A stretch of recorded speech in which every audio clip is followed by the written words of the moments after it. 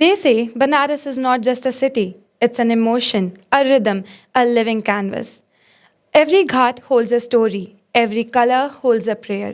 With that नमस्कार दोस्तों, स्वागत है आपका संवाद में। एक खास मंच, एक ऐसा प्लेटफॉर्म जहां हम बात करते हैं दिल से और सभी के सोच से। And today with us we have Aryan and Bharti, a couple whose journey has been woven with art, love, and the timeless spirit of Kashi. So let's dive into today's episode, redefining Kashi through colors on canvas, the artist couple of Banaras. My first question to you is, हाल फिलहाल में आपकी एक reel viral हुई थी जिसमें आपने कहा कि बीएचयू ने आपको सिर्फ एक डिग्री नहीं बल्कि एक जीवन साथी भी दी। तो बीएचयू आपके लिए सिर्फ एक यूनिवर्सिटी ही नहीं है बल्कि आपकी किस्मत का मोड़ भी बनी, कैसे? जब मैं बीएचयू में आई थी तो मुझे लगा था मुझे बहुत लंबा सफ़र तय करना है, पर इतने छोटे से सफ़र में सफ़र तय करते करते मैंने अपना हमसफ़र पा लिया। तो मेरे लिए बीएचयू ज्ञान की देवी, ज्ञान का जो भी कहें, मैंने अपने कला को ही नहीं अपने हमसफ़र को पाके अपनी कला को और इम्प्रूव कर दिया। तो मेरे लिए तो काशी सबसे ज़्यादा महत्वपूर्ण हो गई है। मेरा दूसरा क्वेश्चन, काशी में कोई ऐसा घाट, गली या कोई जगह जो आपके दिल के बहुत करीब हो, जहाँ पे बैठ के ऐसा महसूस होता हो कि काशी आपके साथ खुद रंगों में घुल रही है? कोई ऐसी जगह जो आपके दिल के सबसे करीब हो?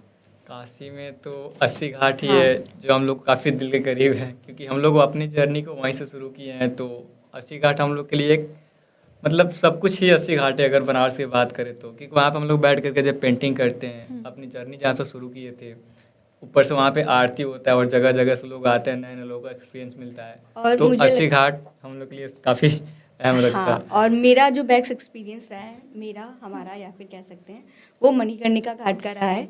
मणिकर्णिका घाट कहते हैं मोक्ष की नगरी है। और मुझे ऐसा लगता है कि जब हमने लाइव उसे देख के बनाया तो वो एक अलग फीलिंग थी। हमने कला के साथ साथ वो फील भी किया है। तो हमारा अभी तक का सबसे बेस्ट एक्सपीरियंस जो रहा है वो मणिकर्णिका घाट का रहा है। My question is to you sir, जब आपने 2021 में यूनिवर्सिटी ज्वाइन की थी तो आपके ड्रीम्स क्या थे? कभी ऐसा लगा कि काशी आपकी परीक्षा ले रही हो? और अब जब आप अपने आप को पीछे मुड़ के देखते हैं तो काशी ने आपको सिर्फ एक आर्टिस्ट ही नहीं और क्या बनाया?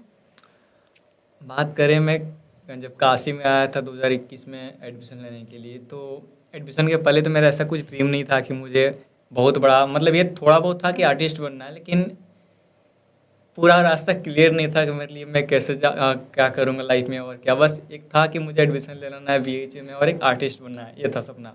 लेकिन जब बीएचयू में जब आया, जब मैं भारती से मिला, तो इसके साथ साथ मेरे सपने भी बढ़ते चले गए और यहाँ आने के बाद मैं खुद को जान पाया कि मैं कौन हूँ।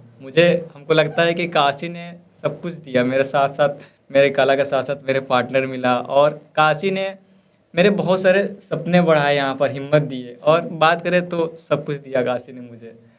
मतलब काशी आपके लिए सब कुछ? हाँ, मुझे लगता है काशी इंसान को काफ़ी सरल बना देता है। वो तो आप सही कह रही हैं। मेरा अगला क्वेश्चन है, लाइव पेंटिंग करते समय शादी की भीड़, शोर और रस्मों के बीच आप कैनवस के सामने खड़े होते हैं तो आप क्या फील करते हैं? क्योंकि रिसेंटली आप दोनों की भी शादी हुई है, तो आप उससे क्या, ऐसी कोई फीलिंग जो आप रिलेट कर पाते हो?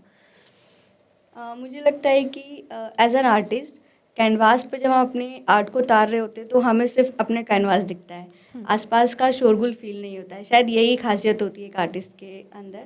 और रही बात मतलब हमारी शादी के बाद, तो हाँ, हम अपने आर्ट को और अच्छे से दोनों मिलके क्रिएट कर पाते हैं।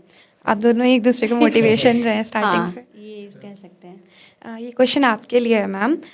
अब आप जब एक कलाकार के साथ साथ वाइफ भी हैं तो आप अपनी इंडिविजुअलिटी कैसे मेंटेन करती हैं? और क्या आपको कभी ऐसा लगा कि शादी होने के बाद आपको आपकी आर्ट को देखने की या समझने की जो आपका पर्सपेक्टिव था वो चेंज हुआ? मुझे लगता है कि पहले मैं अपने आर्टिस्ट होने पे बहुत प्राउड फील करती थी। अब मैं कह सकती हूँ कि हाँ, मैं एक वाइफ़ हूँ जिसके साथ एक वाइफ़ नहीं, एक आर्टिस्ट भी जी रहा है। मैंने अपनी इंडिविजुअलिटी को खोया नहीं है, जबकि उसे और पाया है आर्यन के साथ में। क्योंकि पहले ऐसा था कि मैं अकेले आर्ट को जी रही थी, पर एज अ वाइफ़ अब मैं एज अ वाइफ़ और एज एन आर्टिस्ट मैं मतलब एक ऐसी ज़िंदगी फील कर रही हूँ कि मैं कला को भी जी रही हूँ और एक गृहस्थ ज़िंदगी को भी जी रही हूँ। तो ऐसा मत मेरे लिए यार। बहुत बहुत इम्पॉर्टेंट है। So my last question is, आपने अपनी आर्ट जर्नी को फिल्म करने का कब डिसीजन लिया? मतलब कोई एज ए प्लान आपने किया या फिर बस एक इंस्टिंक्ट था कि लेट्स फिल्म आवर जर्नी? और कंटेंट क्रिएशन और उसे अपलोड करना एंड एवरीथिंग आपके लाइफ को कैसे अफेक्ट किया? ये तो एक हम लोग का प्लानिंग ही था, क्योंकि जब हम लोग कॉलेज में थे, फ्रेंड थे और फ्रेंड से हम लोग कपल बने, तो फिर हम लोग एक डिसाइड किए कि यार जब साथ में ये कपल है और एक ही फील्ड के हैं, तो इस चीज़ को क्यों ना हम लोग साथ में सोशल पे अपलोड करें, क्योंकि एक सोशल एक ऐसा आज के टाइम में चीज़ है कि आप उसकी पूरी दुनिया को अपने काम को शो कर सकते हैं। तो भारती कहता कि यार थोड़ा सोशल डिस्ट्रैक्शन होता है काम को लेकर। मैं बोला ऐसा नहीं है, तुम काम करना, तुम सोशल को उतना मत ध्यान देना, मैं एडिटिंग कर लूँगा।